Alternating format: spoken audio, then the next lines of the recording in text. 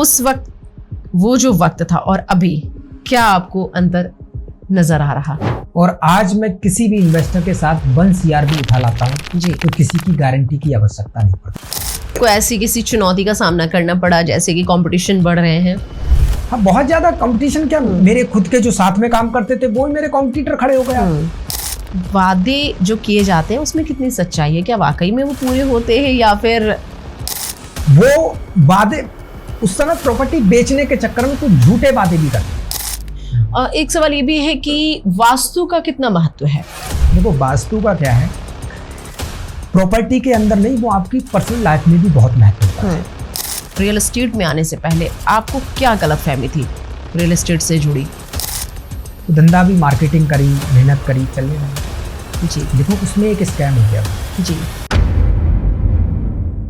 नमस्कार, आप सभी का स्वागत है हमारे इस नए एपिसोड में और आपके साथ मैं हूं आपकी होस्ट रोमा पाठक। आज हम एक इंटरेस्टिंग एपिसोड के साथ आपके सामने हाजिर हुए हैं। इंटरेस्टिंग इसलिए मैंने बोला क्योंकि आज आपकी जो जिज्ञासा है रियल एस्टेट के क्षेत्र में, रियल एस्टेट को लेकर जो युवा इस क्षेत्र में आना चाहते हैं, अपना करियर बनाना चाहते हैं, उनको आज हम रूबरू कराएंगे कि किस तरीके से कितनी मुश्किलें आती हैं, कैसे मुकाम हासिल किया जाता है। हमारे साथ हैं पवन कुमार। सबसे पहले उनका स्वागत करते हैं जो हैं कुहू ग्रुप के फाउंडर एंड CEO। जय माइकी। नमस्कार। सबसे पहले हम आपसे ये जानना चाहेंगे पवन जी कि आपने इस क्षेत्र में आने का सोचा कैसे, जर्नी कैसे स्टार्ट हुई आपकी? ये बहुत इंटरेस्टिंग सवाल है जी। मैम। ये मेरी एक प्लानिंग नहीं थी रियल एस्टेट में आने की जी। लेकिन ऐसे समझ लीजिए, मुझको परेशानियों का भार टूट गया था, इस वजह से मुझे रियल एस्टेट में आना पड़ा। जी। मैंने जो है, पहले मैं एक पढ़ाई करने के बाद छोटी मोटी कथावाचक बन गया था, कथा करने लगा था। जी। उसके बाद में मैं अपने गांव से आया, कोई परेशानी की वजह से मैंने कथा छोड़ दी थी। मैं अपने गांव में आया, अपने पापा के साथ खेत में काम करता था। जी। जब खेतों में काम करता था तो एक गांव का व्यक्ति आया, बोला पहले कथा करते थे, इतने सम्मानित थे, आज जो खेतों में काम कर रहे हैं। तो वो मेरे पिताजी को थोड़ा सा बुरी बात लग गई। जी। तो उन्होंने मुझसे कहा कि अब बेटा घर से बाहर चले जाओ, सारे खर्चे मैं दूंगा। जी। तो मैं चला गया। तो मैंने 100 का नोट था मेरी जेब में पड़ा हुआ, उस पे मैंने बिलियनियर लिखा। जी। बिलियनियर जी। मतलब बिलियन जी। लिख के ठाकुर जी के नीचे रख दिया। मैंने कि मैं, क्योंकि कहना को मानता था, कन्हैया को मैं, जी। वो लिख दिया और मैं वहां से फिर निकल बैठा। साइकिल उठाई, मैं सीधे उत्तराखंड की तरफ बढ़ गया। बरेली का रहने वाला था मैं। बरेली में एक छोटा गांव पड़ता है सलार नगला, जहाँ पर कोई बिजनेस जानता भी नहीं है ना। बिजनेस करना एक समझ लो एवरेस्ट की चोटी पे चढ़ने के बराबर माना जाता है वहाँ। तो मैं वहां से चला गया। जब मैं चला गया तो फिर मैंने वहां पर जॉब ढूंढी पहले। जी। लेकिन जॉब ढूंढी, जॉब में करने की सोची मैंने, तो वहां पर क्या है, छोटा मोटा जॉब मिलती थी, उससे गुजारे भी नहीं चलते। जी। मैंने कि मैं तो कमिटमेंट करके आया हूँ, बिलियन लिख के आया हूँ ठाकुर जी के, उसको कमिटमेंट कैसे पूरे होंगे। जी। तो मैंने बिजनेस में जाने की सोची। तो मेरे पास पैसे तो थे नहीं, मैं बिजनेस करूँ तो करूँ कैसे, लेकिन मुझे करनी थी। जी। जब करनी थी तो मैं उसकी रिसर्च करने लगा, बिजनेस कैसे कर सकता हूँ। तो मैंने 10-12 लोगों की कमेटी बनाई जी, कि हम लोग 10-10 हजार रुपए डाल करके मंथली इकट्ठा करते हैं, 1,20,000 रुपए हो जाएगा। जिसको नीड है वो पहले उठा लेगा, लेकिन उस पर बोली लगे। जी। मैं उसका लीडर था। जी। तो मुझे 1,20,000 रुपए पहले मिल गए। अब मुझे हर महीने 10,000 की किस्त निकालनी थी, तो मैंने तुरंत ही धंधा डाल दिया किराना स्टोर का।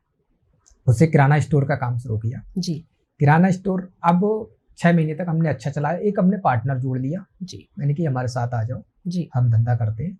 क्योंकि किराना स्टोर में 7 बजे से लेकर 10 बजे तक बैठना पड़ता था। जी। तो ये 14-15 घंटे बैठना, सुबह 7 से रात के 10 बजे तक। तो इस वजह से मैंने सोचा कि किसी को पार्टनर बना लेते हैं, वो हमको रिलीफ भी दे देगा, हमारे साथ काम भी बढ़ा। तो हमने उसमें पार्टनर बना लिया। जी। पार्टनर बनाने के बाद में मैंने 6 महीने सोचा, मैंने कहा यार इस धंधे से तो हम एक्सपेंड तो कर नहीं पाएंगे बिजनेस को, ना हम बड़े बन सकते हैं, वो चीजें प्रॉब्लम क्रिएट हो जाएगी। धंधा बन रहा था, खर्चे पानी भी चल रहे थे, जो किस्त दे रही थी वो भी चल रही थी। फिर हमने कुछ बड़ा करने की कोशिश की। तो हमने एक फ्रेंचाइजी के मॉडल पे दाव लगाया। जी। हमने टॉफी नमकीन की एजेंसी ले ली, एक फ्रेंचाइजी ले ली, पूरे उत्तराखंड की हमारे पास फ्रेंचाइजी थी। हमने अपने फ्रेंड्स एंड फैमिली से इंटरेस्ट पे पैसा ले लिया, रिलेटिवों से। तीन पार्टनर थे। हमने रिलेशन से मतलब इंटरेस्ट पे पैसा लेकर के वो धंधा शुरू कर दिया। वो धंधा भी मार्केटिंग करी, मेहनत करी, चलने लगा जी। देखो उसमें एक स्कैम हो गया मैम जी।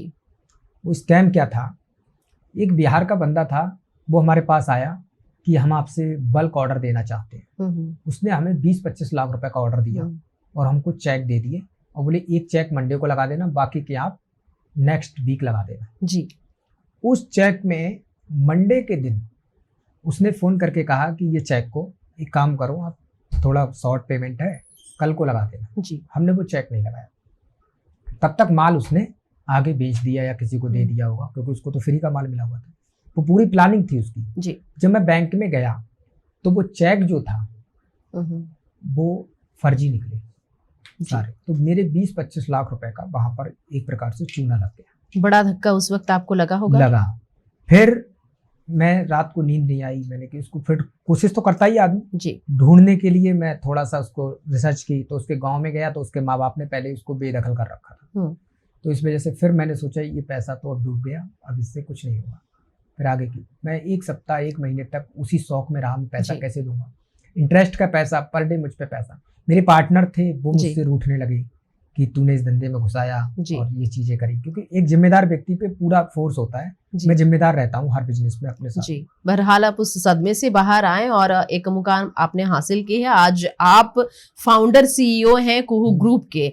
उम्मीदें बड़ी थी, सपने बड़े थे आपके, और उन सपनों को कहीं ना कहीं अब आपने साकार कर लिया। काफी कम उम्र में ही कह सकते हैं कि आपने साकार किया है इसको। इस बिजनेस में आने से पहले, कुल मिलाकर ये कहें रियल एस्टेट में आने से पहले, आपको क्या गलतफहमी थी रियल एस्टेट से जुड़ी? क्या लगता था?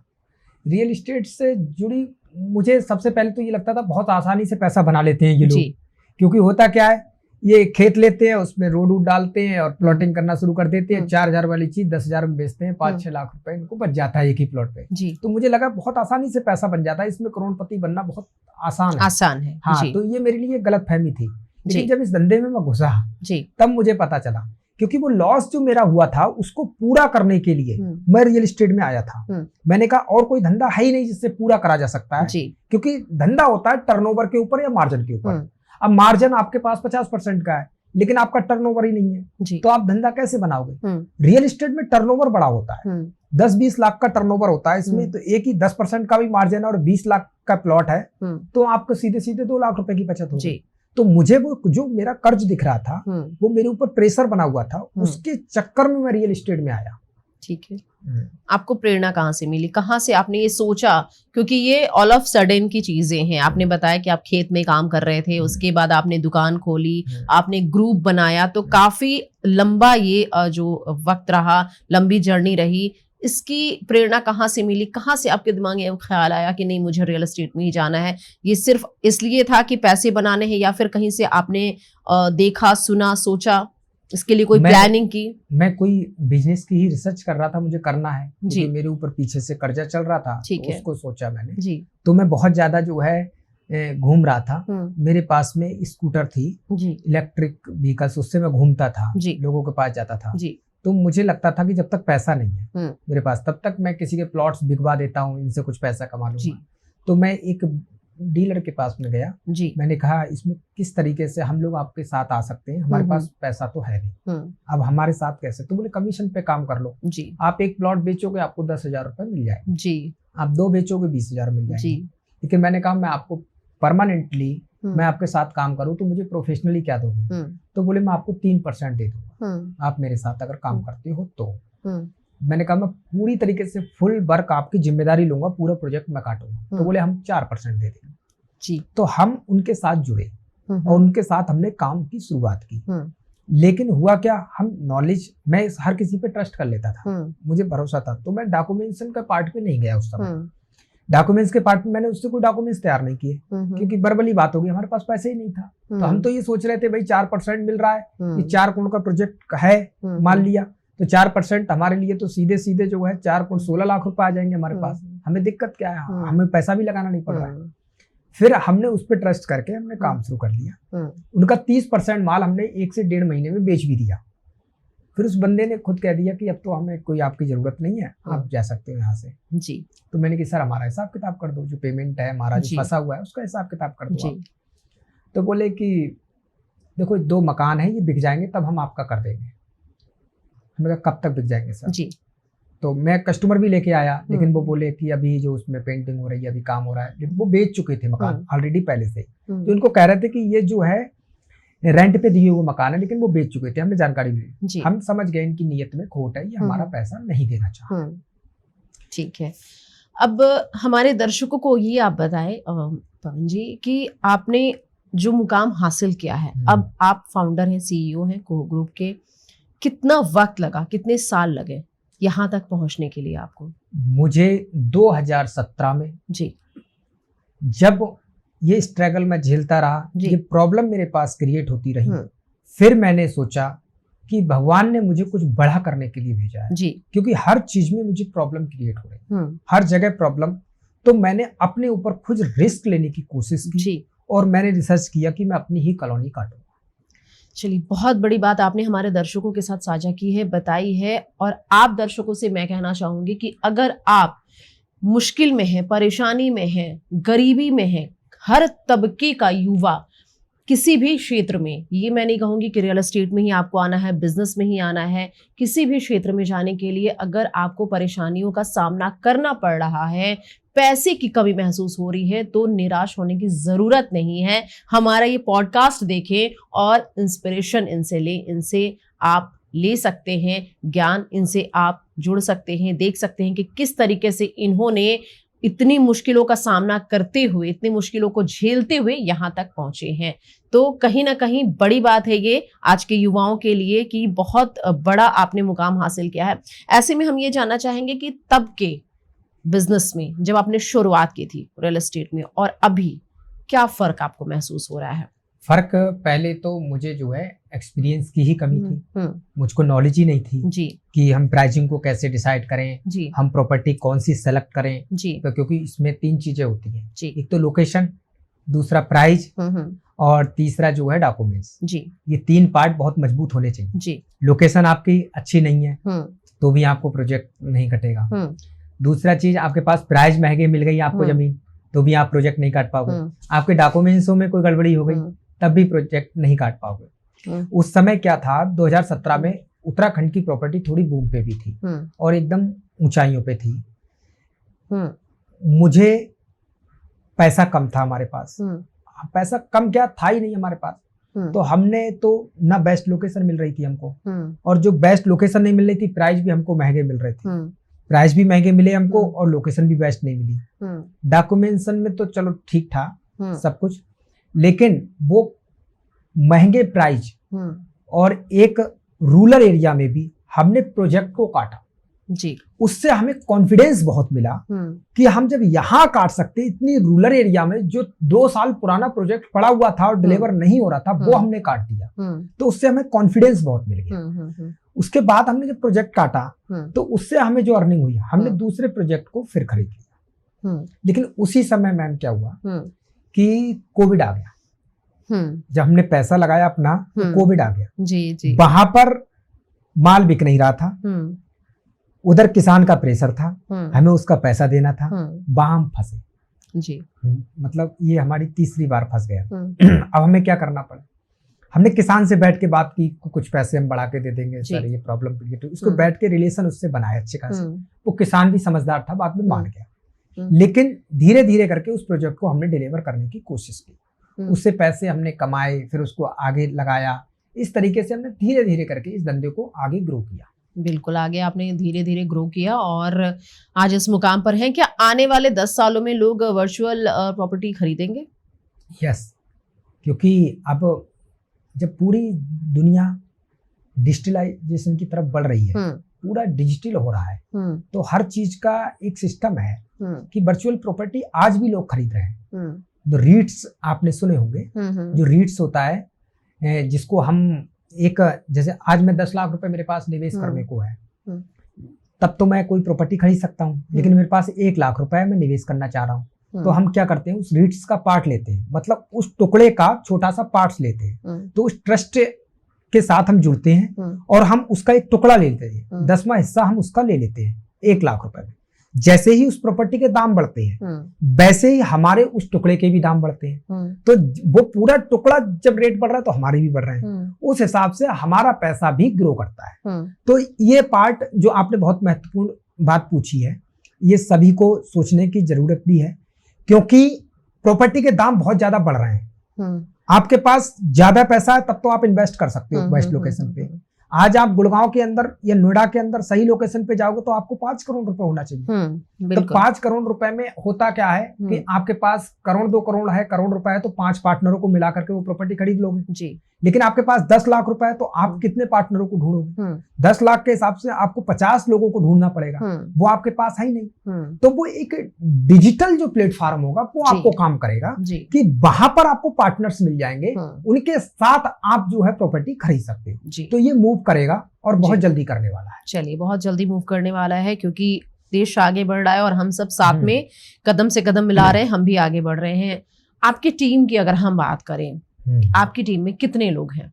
मेरी टीम में इस समय 15 लोग हैं जी, जिसमें से 7 लोग मेरे पास सैलरीड है जी, और कुछ लोग मेरे साथ चैनल पार्टनर की तरह काम करते हैं। ठीक है। लेकिन टीम तो हम बहुत बड़ी भी बना सकते हैं, ऐसा नहीं है लोग आने के लिए स्टिल, लेकिन हम ट्रस्टेड लोगों को ढूंढ रहे हैं और ट्रस्टेड लोगों के साथ ही हम काम करते हैं। ठीक है। दूसरी चीज कि हम उनकी प्लानिंग समझते हैं कि आप किस तरीके से करना चाहते हैं, वो हमारे मॉडल में फिट होते हैं, उनका बिजनेस मॉडल हमारे मॉडल में फिट होता है, तभी हम उनके साथ में ज्वाइंट वेंचर करते हैं। वरना हम उनसे कहते हैं अभी आप प्रिपेयर नहीं हो हमारे लायक, या तो आप हमारे साथ आके सीख लीजिए, या फिर जो आप सीख के आइए उसके बाद होती। तो हम टीम तो बड़ी कर सकते हैं, 15 लोगों के साथ में काम करते हैं, लेकिन मैं किसी भी उसको इम्प्लाई नहीं मानता हूं, मैं अपने घर के सदस्य मान के ही उन लोगों के साथ में उनके आइडिया पे मैं खुद भी काम कर लेता हूं। अगर वो आइडिया मुझे अच्छा लगता है तो उनके आइडिया पे खुद भी काम कर लेता हूं। आपसे एक सवाल ये भी है पवन जी कि सरकारी नीतियों में कौन सा बदलाव इंडस्ट्री को फायदा देगा? सरकारी नीतियां पहले क्या होता था ना कि कोई रूल नहीं थे जी, कि रेरा नहीं था। 2017 में रेरा आया जी। जब रेरा नहीं था तो बिल्डर कमिटमेंट कर देते थे झूठे से, तो आप किसी को क्लेम नहीं कर सकते। उसने कह दिया कि मैं 2 साल में आपका घर बना के दे दूंगा। आपने कोई फ्लैट खरीदा, उसने कह दिया कि मैं आपको 2 साल के अंदर अंदर आपको पोजीशन दे दूंगा। अब उसने 2 साल की जगह 3 साल लटका दिया, 4 साल लटका दिया। अब 3 साल 4 साल लटकते रहे आप शिकायत कहाँ करोगे? आपका दर्द किसके पास जाओ? अब रेरा बनाया तो रेरा में सरकार ने क्या किया, एक बीच का मिडिल पार्ट डाल दिया कि बिल्डर और बायर के बीच में एक रीढ़ की हड्डी की तरह वो खड़ा है जी। अगर आप उसका टाइम पे डिलीवर नहीं देते या जो आपने कमिटमेंट करे हैं वो नहीं देते तो आपके कुछ फ्लैट या आपका कुछ पैसा वो रेरा के पास मॉर्गेज होता है, तो वो उस पैसे को निकाल करके रेरा और वो कमिटमेंटों को वो खुद पूरा कर देगा। ठीक है। तो इससे सरकार की नीति से इससे बहुत बड़ा बदलाव आया है, बिल्डर और बायर के बीच में बहुत बड़ी पारदर्शिता बनी। ठीक है, लेकिन इसके अलावा और क्या बदलाव होने चाहिए? इसके अलावा ये क्या लगता है? देखो, ये बदलाव सरकार को क्या करना चाहिए, एक तो वन विंडो सॉल्यूशन करना चाहिए जी। जो बिल्डर्स को थोड़ी समस्याएं आ रही हैं कि कोई प्रोजेक्ट को पास कराने के लिए कि यहाँ की एनओसी की वहां की एनओसी, सारी एनओसी को इकट्ठा करके वो समय लग जाता है उसको। कुछ सरकार की नीतियों के जो है चीजों में इतने पेच फंस जाते हैं उसमें जाकर के वो 3 महीने की जगह और 6 महीने 10 महीने तक लग जाते हैं, प्रोजेक्ट पास ही नहीं हो पाता जी। कुछ सरकारें अच्छी हैं, जैसे गुजरात स्टेट की सरकार है वो वन विंडो सॉल्यूशन है, एक ही विंडो से हो जाता है, लेकिन कुछ स्टेटों में ये प्रॉब्लम बहुत क्रिएट होती है। तो इसलिए सरकार को इन नीतियों पे क्या सोचना चाहिए कि कोई भी प्रॉपर्टी अगर आर जोन की है और उसमें लैंड यूज चेंज है और उसके एनी टाइटल क्लियर हैं, तो इसको एक ही विंडो से सारे सोल्यूशन मिल जाने चाहिए, जिससे बिल्डर्स को कोई प्रॉब्लम ना आए कल। इसको बिल्डर्स को प्रॉब्लम नहीं आएगी तो डिलीवरी भी जल्दी हो जाएगी। ठीक है। थोड़ा हम बीते दिनों में वापस से जाएंगे। आपने हमें बताया, दर्शकों को बताया कि आप कथावाचक भी रहे। यस। इसके बाद आप इस प्रोफेशन में आए, रियल एस्टेट में आए। रियल एस्टेट में आने का मकसद एकमात्र ये माना जा सकता है कि आपको पैसे कमाने थे। यस। ठीक है। उस वक्त वो जो वक्त था और अभी क्या आपको अंतर नजर आ रहा? देखो मैम, स्ट्रगल तो मैं पहले भी कर रहा था जी, और स्ट्रगल आज भी कर रहा हूँ जी। अभी भी मैं बर्निंग कर रहा हूँ जी। अर्निंग में नहीं हूँ मैं जी। आपको खुल के बताऊं ऑनेस्टली, लेकिन वैल्यूएशन मैंने बहुत बिल्ड कर दी जी। उस समय मुझे 1 लाख रुपए एक गांव के बंदे ने मुझे दिए थे, तो मेरे गांव के एक मोजिद व्यक्ति थे जी, उनके गारंटी के साइन कराए थे जी। और आज मैं किसी भी इन्वेस्टर के साथ 1 CR भी उठा लाता हूं जी, तो किसी की गारंटी की आवश्यकता नहीं पड़ती जी। तो जो ट्रस्ट में जो बदलाव आया, मेरा जो वैल्यूएशन बढ़ी है, मैं उसको बहुत महत्व मानता हूँ। मैं आज भी धंधे को इस तरीके से नहीं देखता कि इससे प्रॉफिट होना चाहिए, मैं धंधे को वैल्यूएशन पे काउंट करता हूँ कि एक बिल्डर होता है वो वहीं पर प्रॉपर्टी 1 लाख रुपए गज बेच रहा है, दूसरा बिल्डर होता है वहीं सेम लोकेशन पे प्रॉपर्टी 10,000 रुपए 15,000 रुपए गज बेच रहा है। अंतर क्या है? उसने कस्टमर का ट्रस्ट जीता है, प्रॉपर्टी सेम है, सारी चीजें हैं, उसने क्या उस बिल्डर पे भरोसा है इनको जी कि ये जो कमिटमेंट कर रहा है, ये चीजें कर रहा है, सोसाइटी को डेवलप करेगा, बढ़िया से करेगा, दूसरे व्यक्ति पे उस पर भरोसा नहीं। तो मैं तो एक ट्रस्ट पे इस समय काम करना चाहता हूं और मैं वैल्यूएशन पे काम करता हूं जी। मैं कभी भी धंधे से पैसा कमाने के बारे में मैंने कभी सोचा ही नहीं। मैं एक चाहता हूं एक अच्छी वैल्यूएशन में बिल्ड करूं जिससे लोगों का ट्रस्ट जीतूं और एक बड़ी टीम को हायर करके मैं उनके जो भी प्रॉब्लम क्रिएट हो रही है, चाहे कस्टमर हो, चाहे इन्वेस्टर हो, चाहे हमारे चैनल पार्टनर हो, उन सबकी प्रॉब्लम को सॉल्व कैसे किया जा सके। टाइमिंग का इशू आता रहता है, आपने इतना टाइम दिया लेकिन कस्टमर को प्रोवाइड नहीं किया जाएगा, इसमें क्या वाकई में दिक्कतें आती हैं या जानबूझकर ऐसी दिक्कतें क्रिएट की जाती हैं? इसमें 2 चीजें हैं। मैं बिल्डर फंसता तो खुद अपने ही गलतियों से है जी। जैसे पॉकेट साइज देखना पड़ता है। आपके पास में 5 एकड़ प्रॉपर्टी लॉन्च करने का पॉकेट है, आपने 15 एकड़ प्रॉपर्टी ले ली, आपको 1.5 साल का समय मिला किसान को पैसा देने का या 2 साल का मिल गया, आपने उसको कर लिया। अब 2 करोड़ रुपए एकड़ के हिसाब से आपने 5 एकड़ जमीन ली, तो आपको क्या है 10 CR आपको पेमेंट देना है किसान को। अब वही आपने ले ली 15 एकड़ तो आपको देना है 30 CR, मतलब 30 CR पेमेंट करना है। अब आपको 3 गुना बर्डन आ गया जी। अब इसमें है क्या, तो वो लालच में आके वो कैलकुलेशन क्या कर लेता है कि पहले हम 5 एकड़ जो प्रॉपर्टी काट रहे थे उस पे हमको बच रहा था 2 CR या 3 CR, अब हमको बचेगा जाकर के 15 एकड़ जो प्रॉपर्टी काट रहे हैं अब हमको बचेगा 6 CR जी। तो वो जो उसका लालच होता है अपना जी, तो उसमें वो फंस जाता है और वो एक ट्रैप बन जाता है उसके लिए। और फिर दूसरा क्या होता है, उसके लिए सोल्यूशन भी ढूंढना बंद कर देता है, वो जल्दी से हड़बड़ाहट में उस प्रोजेक्ट को लॉन्च कर देता है। इसके लिए मैं आपको एक सिंपल सा सोल्यूशन बताता हूँ, करना कैसे। पॉकेट साइज पहले आप देखो, फ्रेंड्स एंड फैमिली को या इन्वेस्टर को पार्टनर बना लो। दूसरा तरीका क्या, आप बड़ा प्रोजेक्ट लॉन्च कर रहे हो तो आप किसान को ही पार्टनर बना लो, उसमें आपको उसको कुछ शेयर दे दो, शेयरिंग दे दो, उसके साथ पार्टनर ही कर लो और प्रोजेक्ट को लॉन्च कर लो। फिर भी आपको फेज 1, फेज 2 और फेज 3 करके लॉन्च करना चाहिए, ना कि पूरा प्रोजेक्ट एक साथ लॉन्च करने में क्या होता है, 4 प्लाट आपने यहाँ बेच दिए, 6 प्लाट यहाँ बेच दिए, 8 प्लाट यहाँ बेच दिए, 10 प्लाट यहाँ, अब वहां पर किसी का 1 प्लाट पड़ा है 5 एकड़ में मात्र, वो भी आपको उतना ही पंच करेगा जितना 10 प्लाट वाले कर रहे हैं कि मेरे इधर डेवलपमेंट नहीं हो रहा है, ये है, तो आपको पूरी कॉलोनी में डेवलपमेंट में पैसा पूरा लगाना पड़ेगा जी। इससे आपको बहुत ज्यादा प्रॉब्लम क्रिएट हो सकती है, इसलिए फेज 1, फेज 2, फेज 3 इस तरीके से आपको लॉन्चिंग करनी चाहिए। ठीक है। तो बिल्डर फंसता तो अपने लालच में, चाहता तो कोई नहीं है ना मेरी वैल्यू खराब हो, लेकिन वो लालच जो होता है ज्यादा कमाने के लालच में बिल्डर फंस जाता है। इसलिए वो आप जानबूझ के समझ लीजिए चाहे उस बिल्डर की गलती समझ लीजिए।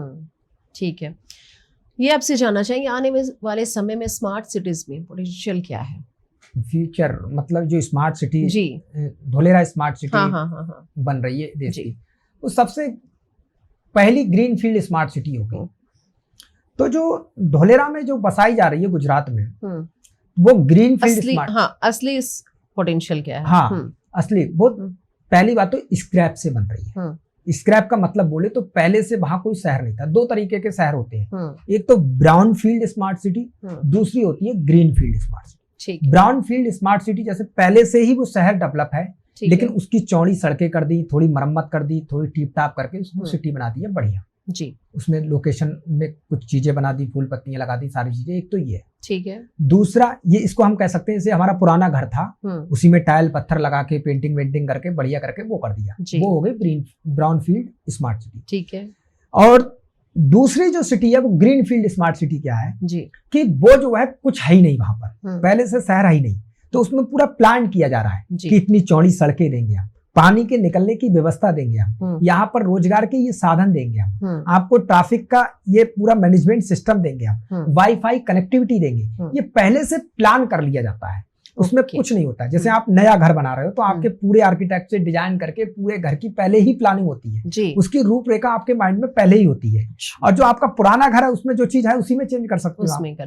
तो ऐसे नई चीज और पुरानी चीज में अंतर है। तो वो ग्रीन फील्ड स्मार्ट सिटी को पूरा प्लान किया गया है कि किस तरीके से किस फेस में हमें क्या लेके आना है, कैसे लेके आना है। अब आप एक चीज समझ लीजिए, बिल्कुल कोई जगह पर घर ना हो, केवल जंगल ही जंगल हो, वहां प्रॉपर्टी आप लीजिए, अब वहां एक अचानक में पब्लिक आ जाए, रोड इंफ्रास्ट्रक्चर खड़ा हो जाए, इंटरनेशनल एयरपोर्ट आ जाए, मेट्रो चल जाए और आपकी जो है बड़ी बड़ी फैक्ट्रियां आ जाए, तो क्या रेट बढ़ेंगे या नहीं बढ़ेंगे? बिल्कुल बिल्कुल बढ़ेंगे। तो ये सब प्लान है, ये जो सरकार की पूरी प्लानिंग है, तो ये सब कुछ होना ही होना है। इसलिए ग्रीन फील्ड स्मार्ट सिटी का फ्यूचर तो बहुत ही ज्यादा ब्राइट है। अच्छा, एक सवाल ये आपसे, ये पर्सनल सवाल कर रही हूँ मैं, अगर 20 साल पहले के पवन कुमार से आप मिले तो आप क्या कहना चाहेंगे? 20 साल पहले तो मैं 10-11 साल का था जी, और मैं पढ़ाई करता था जी, लेकिन मैं एक एवरेज स्टूडेंट था जी, एवरेज स्टूडेंट था। तो मेरी जो सोच थी कभी जॉब करने की नहीं रही जी, लेकिन मैं रहा ऐसे गांव में हूँ जहां पर एक किराना स्टोर वाले को भी एंटरप्रेन्योर समझा जाता है जी। वो ऐसा बिल्कुल रूरल गांव था, उसमें किसान के अलावा थोड़ी बहुत नौकरी करने वाले लोग थे, और जो माइंडसेट था वो नौकरी वाला था। जो एंटरप्रेन्योर तो छोड़ो, कोई बिजनेस माइंडसेट तो है ही नहीं, और कोई बिजनेस कर भी ले उसको डरा इतना दिया जाता था कि वो व्यापार में डूब गया, कि संभल के करना, ये करना, उसको बहुत डरा दिया जाता था। जो मोहल्ला पड़ोस के लोग थे उसको रोज आके पंच करते थे, जो भी व्यापार करना चाहता था। तो हमारे यहाँ कोई व्यापारी तो हुआ नहीं है, लेकिन मेरे जो है मेरी जो 2 जगह मेरी वो रही है, जो मेरा बचपन है, मैंने 2 जगह पे रहा हूँ। मेरा जो जन्म हुआ है वो मेरे अपने होम सलार नगला पड़ता है बरेली में, वहां पर, लेकिन मैं जो पला बड़ा जहां मैंने पढ़ाई शुरू करी वो मेरी ननहाल थी, बहेड़ी के पास में। तो वहां से और वहां की दोनों की जो कंपैरिजन थी वो सिटी के थोड़े नजदीक में था, तो वहां की सोच थोड़ी ठीक ठाक थी। तो मैंने उसको थोड़ा सा जैसे लोगों में रहते हैं। अब मैं आपको एक बात बताता हूँ कि आप, मेरी एक सोच थी कि आप किसी कमरे में बैठी हो और उसमें 4 लोग हैं जी, और उसमें सबसे बुद्धिमान आप हो, तो उस कमरे को छोड़ देना चाहिए, उसमें आप सीखोगे क्या? तो मेरी ये सोच रही है, मैं अपने से ज्यादा एजिड लोगों में बैठा करता था, अपने से ज्यादा माइंडेड लोगों में बैठा करता था। अच्छा। मैं उनसे चीजों को लेना सीखता था, मैं उससे कहीं से भी मुझे कोई नॉलेज मिली मैं ले लेता था, कहीं से भी कुछ नॉलेज मिली मैं ले लेता था, कहीं से भी कुछ मिला, अगर जो अच्छी चीज मिली मैंने ग्रहण कर ली उसको। बिल्कुल इस तरीके से मैंने जो अध्ययन किया है वो फ्यूचर में एक दूसरे से नेटवर्क से मैंने अध्ययन किया है, किताबों से बहुत कम सीखा है मैंने जी। और क्या अब मानते हैं आप पवन जी की अभी की रियल एस्टेट में पहले से ज्यादा कंपटीशन? हाँ, कंपटीशन बढ़ गया है मैम। कंपटीशन क्या है, चमक धमक देख के आदमी बहुत जल्दी घुस जाता है कि पवन जी इतनी जल्दी आए थे, इतना सब कुछ कर लिया, आज कार से घूम रहे हैं, ये कर रहे हैं। चमक धमक देख के वो चकाचौंध में वो चला जाता है। तो नए नए बिल्डर्स बहुत जल्दी जल्दी आ रहे हैं, छोटा सा पैसा किया उनने प्रॉपर्टी में घुस गए, छोटा सा पैसा। अब उनकी समस्या क्या है, उनके पास पैसा तो अपना है नहीं, तो वो कम मार्जिन पे भी माल अपना बेच देते हैं, ब्याज पे भी पैसा लगा देते हैं, प्रॉपर्टी में इन्वेस्ट कर देते हैं। तो उन्होंने जो कंपटीशन क्रिएट कर दी है, लेकिन ये कुछ समय की है मैडम, धीरे धीरे करके वो जो उनको स्ट्रगल आएगा, उनको समझ में आएंगी चीजें ना। मैं उनको डराने की कोशिश नहीं कर रहा हूँ, लेकिन मैं उनकी जानकारी के लिए कहना चाह रहा हूँ कि पहले आप किसी ग्रुप के साथ में अच्छे से सीख लीजिए, आप धंधे में आइए। क्या आपको ऐसी किसी चुनौती का सामना करना पड़ा, जैसे कि कंपटीशन बढ़ रहे हैं? हाँ, बहुत ज्यादा कंपटीशन। क्या मेरे खुद के जो साथ में काम करते थे वो मेरे कॉम्पिटिटर खड़े हो गए, जो जिसको हमने सिखाया था, हमने चीजें करी थी, वही मेरे कॉम्पिटिटर खड़े हो गए। लेकिन एक्चुअल में जो मैं सबसे बड़ा कॉम्पिटिटर अपने आप को खुद मानता हूँ जी, मैं किसी सामने वाले को नहीं मानता जी। मैंने अपने को कॉम्पिटिटर हमेशा मान के चला है जी। इसलिए मैं सबसे ज्यादा जो फार्मूला आपको बताता हूँ, किसी कंपटीशन से जीतना है तो आपको एक काम करना पड़ेगा, या आप लिख लीजिए, सीक्रेट फार्मूला है कि आपको किसी से जीतना है तो उससे ज्यादा आपको मेहनत करना पड़ेगी। पहले उसको मेहनत से जीतना पड़ेगा। वो क्या करता है, कितनी मेहनत करता है, कितने बजे उठता है, क्या क्या प्लानिंग करता है, तो उससे ज्यादा आपको मेहनत करना पड़ेगी, तब उससे आप जीत पाओगे जी, तभी जीत सकते हो। बिल्कुल। और दूसरा बताऊं, आप सामने वाला कॉम्पिटिटर को आप मानते हो तो आप समझ लीजिए उतनी ही मेहनत कर पाओगे जितना वो कॉम्पिटिटर मेहनत करता है।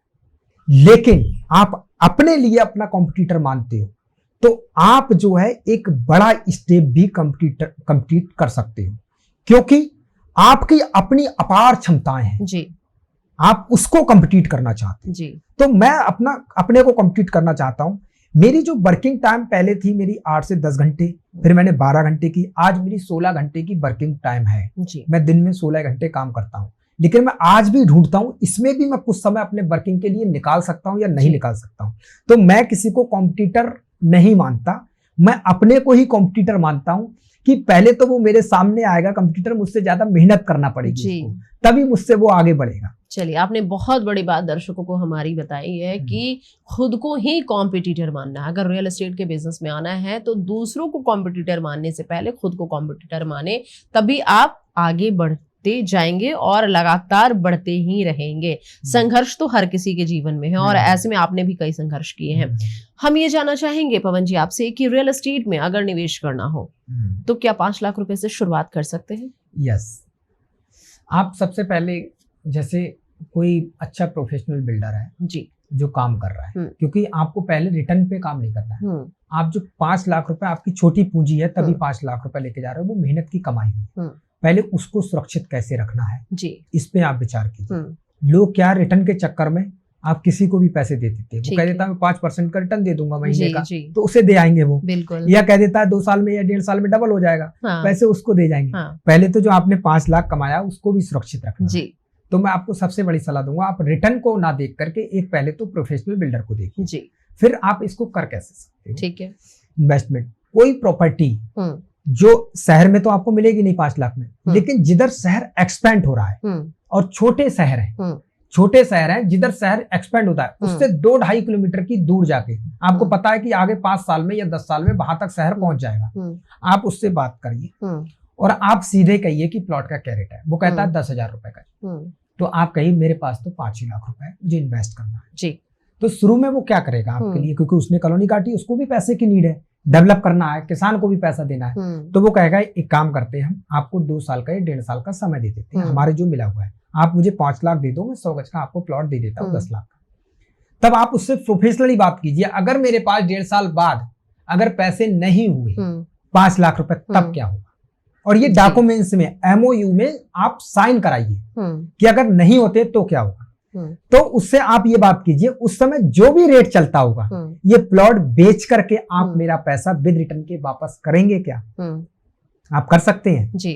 तो वो शर्त में राजी हो भी जाएगा, इसलिए हो जाएगा क्योंकि उस समय उसको सेल्स भी बढ़ानी है, दूसरा क्या उसको पैसे की नीड भी है, इसलिए भी राजी हो जाएगा। वरना कोई सेकंड ऑप्शन आपको देगा, वो कहेगा आधी प्रॉपर्टी आपकी होगी आधी मेरी होगी, मैं शेयरिंग कर लेता हूँ, ये ऑप्शन देगा। दूसरा रीट्स के जरिए जा सकते हैं आप, जो कि जो रियल एस्टेट रीट्स होते हैं उसके जरिए 5 लाख रुपए इन्वेस्ट कर सकते हैं, या फिर आप कंपनी के जो रियल एस्टेट के जो शेयरिंग में जा सकते हैं किसी के साथ में, इस तरीके से आप इन्वेस्टमेंट कर सकते हैं। बिल्कुल, तो इन्वेस्टमेंट कर सकते हैं। कुल मिलाकर ये कह सकते हैं कि हम छोटे अमाउंट में शुरुआत हम कर सकते हैं, 5 लाख से भी हम शुरुआत कर सकते हैं अगर रियल एस्टेट में आना है तो। शुरुआत कीजिए जी, आपको एक अनुभव मिलेगा, रिटर्न भले ही कम मिलेगा लेकिन आपको चीजें मिलेंगी और आगे चल के आप उसको बढ़ा देंगे जी।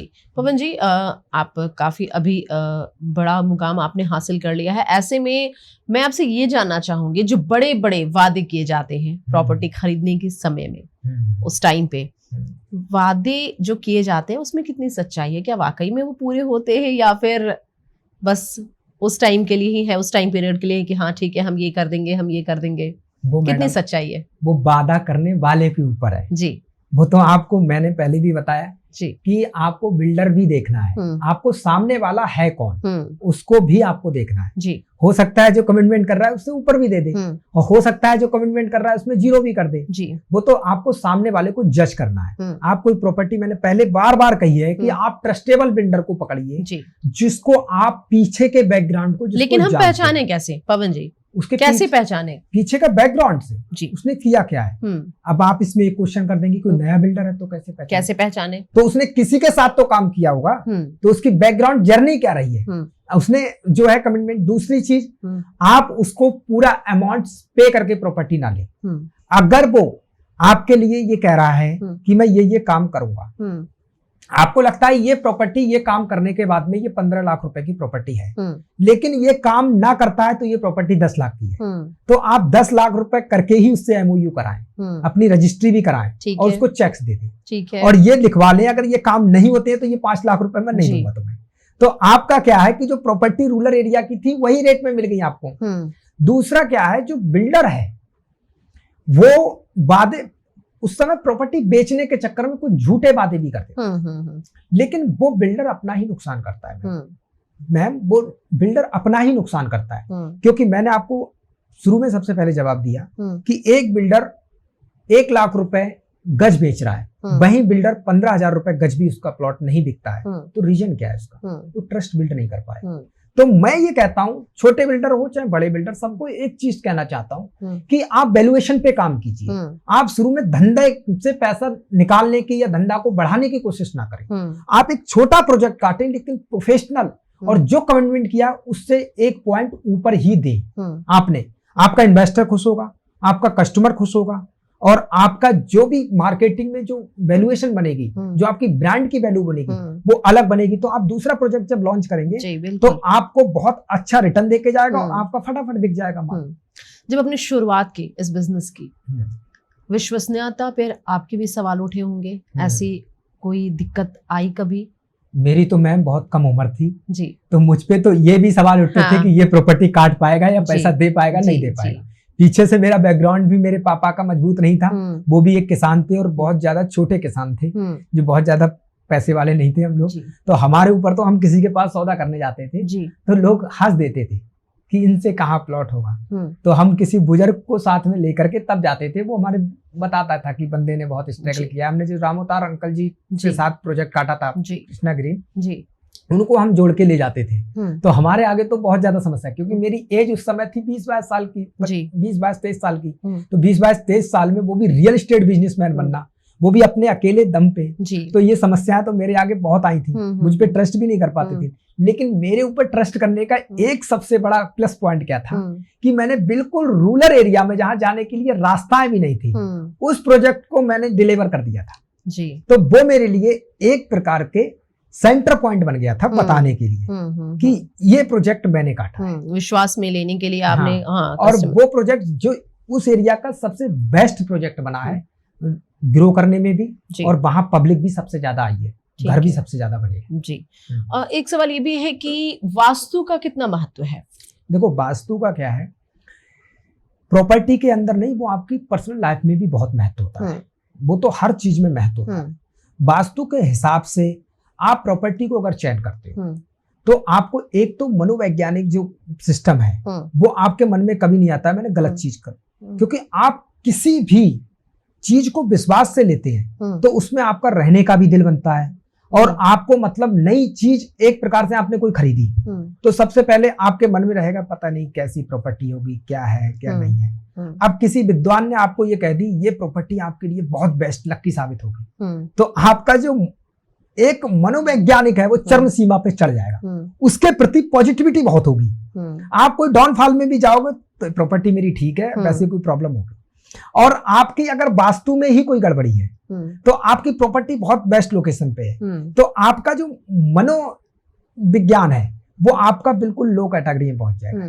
इसलिए वास्तु का आपकी पर्सनल लाइफ में भी वो रखता है और प्रॉपर्टी में भी रखता है। तो वास्तु को तो आपको देख के ही चलना चाहिए, और जब घर बनवाएं तो एक वास्तुकार से ही नक्शा बनवाना चाहिए। जी ठीक है, वास्तुकार से ही नक्शा बनवाना चाहिए, और वास्तु का महत्व है और इसको ख्याल में रखकर, इसको ध्यान में रखकर ही किसी भी प्रॉपर्टी में अगर हम खरीदने की सोच रहे हैं तो इसका ध्यान रखेंगे, ये सबसे ज्यादा जरूरी है ना। अब तक आपको बहुत सारे लोग मिले, क्या अभी तक आपको कोई ऐसा क्लाइंट मिला जो आपको थोड़ा अजीब लगा, उसकी कहानी थोड़ी अनोखी है? हाँ, मतलब ऐसे लोग बहुत सारे आते हैं, लेकिन एक क्लाइंट के बारे में मैं जर्नी बताता हूँ। वो क्लाइंट्स क्या था, मेरे पास आया था। तो हम देखो उस समय क्योंकि पैसा हमारे पास कम था जी, तो नॉन अप्रूव्ड कॉलोनी हम काट रहे थे। लेकिन मैं एक प्रोफेशनल की तरह बात करता था। मैं कहता देखो नॉन अप्रूव्ड कॉलोनी है इसलिए रेट सस्ते हैं आपको, इसमें आपको कम चौड़ी सड़कें मिलेंगी, आपको इसमें आपको फुल फैसिलिटी उस तरीके की नहीं मिलेगी। उसने मेरे को पैसा इन्वेस्ट कर दिया, 1000 गज जगह ले ली, कम 1900 सस्ती जगह है। उसके बाद में रजिस्ट्री के समय पे वो मुझसे वो मांगने लगा अप्रूवल का सर्टिफिकेट। अब अप्रूवल का सर्टिफिकेट मैंने उससे कही भाई देखो ये चीज तो मैंने पहले ही बताई। तो बोले एग्रीमेंट पे तो आपने लिखा नहीं है। तो मैंने ये भी तो नहीं लिखा मेरी अप्रूव्ड कॉलोनी है, ये तो आपको नक्शा देख के ही तो आपने प्रॉपर्टी खरीदी है, मानक के हिसाब से ये अप्रूव नहीं थी। तो मैंने उसको समझाया बहुत ज्यादा, लेकिन अंतिम समय पे जाकर के वो मुझसे पैसा मांगे लगा। अब रियल एस्टेट एक ऐसा चीज है कि इसमें पैसा फंस जाता है। आपने कोई भी चीज खरीदी, मैं जानबूझ के उसका पैसा देना चाह रहा था, लेकिन दूं कैसे? मैंने तो किसान को दे दिया वो पैसा लेकर के, अब मैं वहां पर फंसा। ये मेरी मुश्किल का वो बन गया पूरे तरीके से, मैं इसको कैसे पैसा दूं, क्या दूं। तो वहां पर 1000 गज जगह को मैंने 500 रुपए गज सस्ती बेच के उसका पैसा निपटाने की कोशिश की, वो निपटाया। वहां क्या हुआ, मैंने बायरों को महंगी दे दी थी जमीन, अब जब 500 रुपए कम दिया तो वो सारे बायर मेरे ऊपर टूट पड़े कि आपने ये सस्ती जमीन कैसे दे दी उसको। वो आ गए, अब मुझे वो और ज्यादा मुश्किल का वो करने पड़ा। अब मैं क्या करूं? अब मैंने जो सस्ती दी थी उस बंदे को मैंने, अब वो तो फायदे में है, लेकिन जिसको पहले महंगी दे दी है अब वो मेरे ऊपर टूट गए। अब ये मेरे लिए बहुत मुश्किल फेस बन गया। तो मैंने फिर सबके थोड़े थोड़े पैसे कम करना पड़े, मेरा बहुत बड़ा लॉस उसमें पड़ गया। इस तरीके से मैंने पहले ही समझ लिया कि पहले MOU करा के ही कोई भी प्रॉपर्टी बेचो और सारी चीजें शर्तों के हिसाब से ही करना चाहिए। चलिए, छोटी बड़ी कई मुश्किलें आई, लेकिन आप आज भी सफल हैं और धीरे धीरे सफलता जो है वो आपके कदम चूम रही है। ऐसे में जानना ये चाहेंगे कि क्या कोई ऐसा क्लाइंट आपको मिला जिसकी कहानी ने आपको भावुक किया हो? हाँ, मेरे लिए आज भी मेरे इन्वेस्टर जो हैं वो मेरे बहुत ज्यादा सपोर्टेड हैं। आज भी जो मेरे साथ पहले दिन से जुड़े हुए हैं वो आज भी जुड़े हुए हैं जी। और उन इन्वेस्टरों ने मेरे हर मुश्किल हालातों में मेरा साथ दिया जी। मैं डिले हो जाता हूँ पैसा देने में जी। मैं आपको बताऊं, मैं खुद ही कह रहा हूँ, मैं डिले हो जाता हूँ उनके साथ में। मैं कमिटमेंट करता हूँ, उससे 2-3 महीने आगे पीछे हो जाता हूँ। तो मैं उनके साथ जाके बैठ करके बात करता हूँ कि सर ये प्रॉब्लम आ गई, अभी थोड़ा सा प्रॉपर्टी बिक नहीं पाई है, इसलिए मैं आपका एक पैसा चुकाऊंगा, लेकिन अभी थोड़ा सा समय लग सकता है, आप मुझे टाइम दीजिए। तो हम लोगों की कुछ डिस्कस होता है और कुछ चीजों पे पॉइंटों पे बात होती है, तो हमारे वो मान जाते हैं। वो इन्वेस्टरों के बल पे मैं आज यहाँ पर पहुंचा हूँ और मैं उनका धन्यवाद देता हूँ। वो मेरे साथ आज भी इतना ट्रस्ट है उन इन्वेस्टरों को, मैं आधी रात भी उनसे पैसा उठाने जाता हूँ और वो बड़ा अमाउंट भी होता है तो वो मुझे मना नहीं करते। वो मेरे लिए बहुत बड़ा सहयोग ये आपको मिल रहा है आपके इन्वेस्टर्स के द्वारा, और ऐसे में आप उन थैंकफुल भी हैं कि उन्होंने आपके साथ शुरू से लेकर आज तक वो आपके साथ हैं और साथ दे रहे हैं। पैसे की यहाँ बात बीच में आ नहीं रही, और चूंकि जहाँ पूरी दुनिया मॉनिटोरियल हो गई है, पैसे ना मिले तो लोग रिश्ते नाते भी तोड़ देते हैं, और ऐसे में लोग आपके साथ हैं, ये बहुत बड़ी बात है। ये जानना चाहूंगी आपसे कि प्रॉपर्टी और ये जमीन के जो रेट में बढ़ोतरी हो रही है, इसके पीछे का क्या कारण है? प्रॉपर्टी एक ऐसा पार्ट है, ये निश्चित है, ये बढ़ाई नहीं जा सकती है। और ये हो क्या रहा है कि ये प्रॉपर्टी जो है विनिमय हो रही है जी। मेरी प्रॉपर्टी आपके पास, आपकी प्रॉपर्टी दूसरे के पास, तीसरे के पास, एक्सचेंज हो रही है ये प्रॉपर्टी। वो प्रॉपर्टी को इसको बढ़ाया नहीं जा सकता, ये आर्टिफिशियल नहीं करी जा सकती, या आप समझो कि इसको और ज्यादा बढ़ाया जा, निश्चित है ये। तो अब इसमें होता क्या है, जो लोकेशन जैसे कोई मान लिया एक बड़ा वो आ गया, इंटरनेशनल एयरपोर्ट आ गया, अब वहां प्रॉपर्टी है तो उसके 10 किलोमीटर के आसपास जो रेट बढ़ रहे हैं वो पहले इन्वेस्टरों ने खरीद ली, अब मैं भी वहां चाह रहा हूं, तो ऐसा तो है नहीं दूसरा इंटरनेशनल एयरपोर्ट 50 किलोमीटर पे और बन जाएगा। वो इंटरनेशनल एयरपोर्ट है तो आसपास में ही, उसके 15 किलोमीटर तक और बढ़ जाएगी, लेकिन अब मुझे लेना है वहीं आसपास में ही। तो क्या होगा कि मैं अपने रेट मांगूंगा ना प्रॉपर्टी के, कि भाई मैंने पहले चूज की है, मुझे इतने दिन हो गए। तो प्रॉपर्टी का जो रेट डिसाइड करने का वो होता है, वो उसके हाथ में होता है, जो जिसने खरीद रखी इन्वेस्टर के हाथ में होता है जी। वो कहता है अब बेस्ट लोकेशन पे उसकी प्रॉपर्टी पड़ी है, तो भाई वो कहेगा भाई मैंने 10 लाख की ली थी, 10 साल हो गए, अब तो 1 करोड़ रुपए की है, अगर लेना है तो लो। पहले तो ये बन रहा था एयरपोर्ट, अब तो ऑपरेशनल भी है, यहाँ पर दुकानें भी बन गए, शॉपिंग मॉल बन गए, 5 स्टार होटल बन गए, अब मैं नहीं दूंगा इससे कम को। तो प्रॉपर्टी का जो रीजन है, वो जो चीज हमने एक बार ले ली और लोकेशन हमको ठीक मिल गई, तो वो हम अपनी मर्जी से बेचेंगे। और दूसरा कारण ये है प्रॉपर्टी का रेट बढ़ने का कि इसमें हमारे लिए एक बेस मिल रहा है। कहीं दूसरी जगह हम इन्वेस्टमेंट कर सकते हैं तो हमको हमारे पर्दे के पीछे क्या हो रहा है क्या नहीं हो रहा है ये कुछ नहीं पता है। आपको 10 लाख की चीज है तो आपके नजरों के सामने पड़ी है तो आपको थोड़ा ट्रस्ट बिल्ड है कि मेरी चीज मेरे सामने है तो उसमें आदमी निवेश कर देता है। और कहीं वैसे स्टॉक मार्केट में जाता है या क्रिप्टो करेंसी में जाता है या कहीं जाता है तो वो चीज आपको दिख ही नहीं, उसके पर्दे के पीछे क्या हो रहा है क्या नहीं हो रहा है। तो इसलिए यहाँ पर इन्वेस्टर का मूवमेंट ज्यादा है। आपको बताऊं, रियल एस्टेट में कंपटीशन बहुत ज्यादा है, बढ़ रहे हैं, ऐसा आप मानते हैं? और अगर ऐसा है आप अपने आप को कहाँ रख रहे हैं? देखो, मैंने पहले भी बताया कि मैं अभी नंबर्स पे बिलीव नहीं करता। मैं एक ही फार्मूला जानता हूँ कि ना इसके पीछे कोई फिजिक्स है, ना कोई केमिस्ट्री, ना मैथमेटिक्स। आपका एक ही है, मेहनत मेहनत मेहनत जी। आप अपने से कंपटीशन करते रहिए और मेहनत करते रहिए। आपके लिए लकी चार्म कौन है?